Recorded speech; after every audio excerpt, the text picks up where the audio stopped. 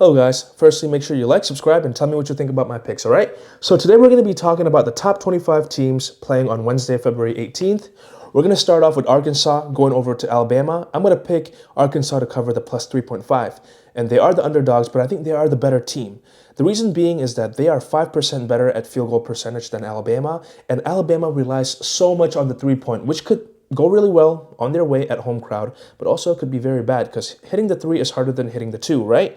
And turnover-wise, Arkansas does a little bit better. Now, where Arkansas could struggle is Alabama's rebound advantage over them. So that's why I would pick the plus 3.5 on Arkansas this game. The next game that we're going to be talking about is Creighton at UConn. And they already lost at home by 27 points. And now they're going to go to the UConn Stadium and face this team that is ranked number 5. I don't think Creighton has a chance. I think UConn will cover the 16.5 spread. UConn is much better defensively. They block about 3 blocks per game more. They steal 2 steals per game more.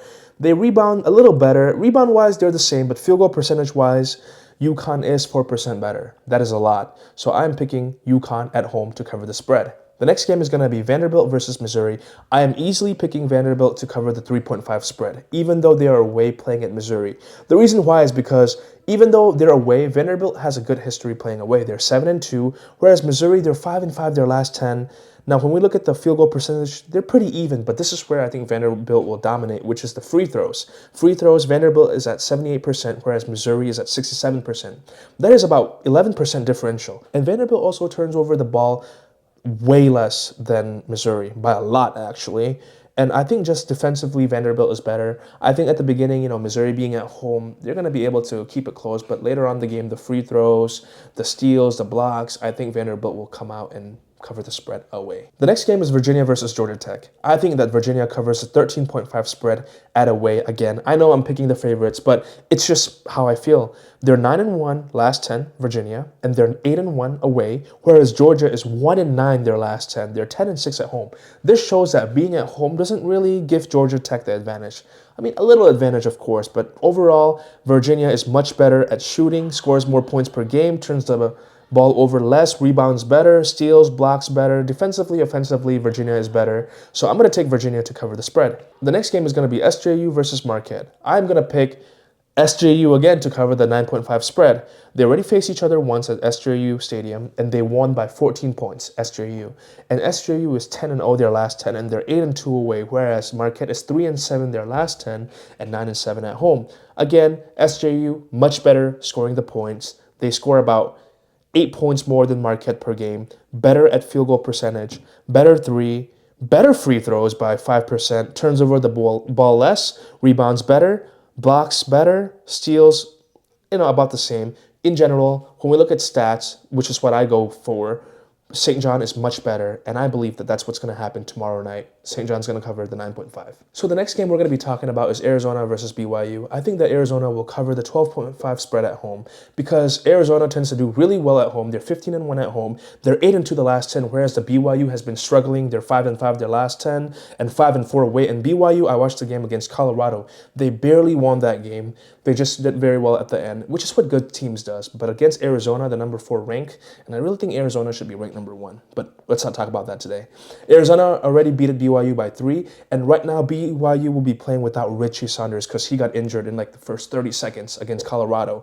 Now that's a big loss right there. And BYU is 1-9 their last 10, covering the spreads. So I think Arizona will cover the spread at home. The next game is going to be Kansas University versus Oklahoma State. I think Kansas University covers a 6.5 spread. Oklahoma has not been doing well the last 10. They're 3-7, and they don't cover the spread really well, 4-6. Whereas Kansas, they're 8-2 their last 10, and they've covered 7-3 their last 10 spreads.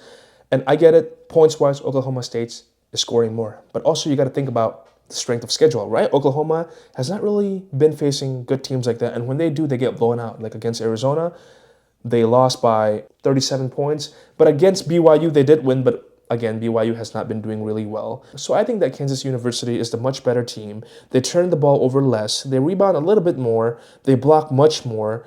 It seems like Oklahoma State cannot block at all. They only block 2.8 per game, whereas Kansas is blocking 6.1. I think overall that's going to play a factor later on in the game when they're going for the 2s, the game-tying 2s, the game-tying 3s. I think Kansas University is going to win away and cover the spread. So the next game we're going to be talking about is Illinois at USC. I think that Illinois will cover the spread, 8.5 currently, and I think that USC will struggle this game because USC has not been doing well the last 10. They're 6-4, and field goal percentage-wise, they're about the same. However, where it's going to make a difference is the turnovers, okay?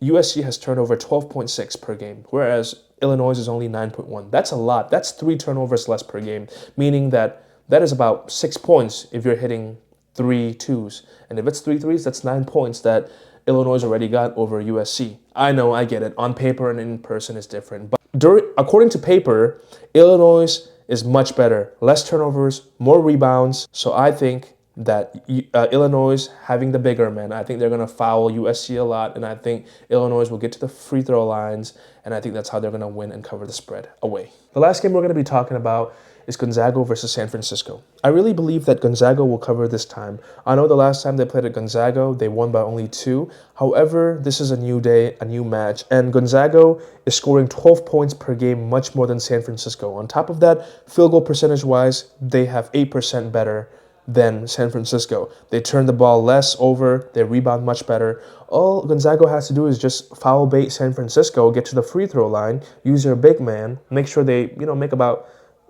2 shots every 4 tries, and I think Gonzaga will easily cover the spread because you got to also consider that Gonzaga bench is much better than San Francisco.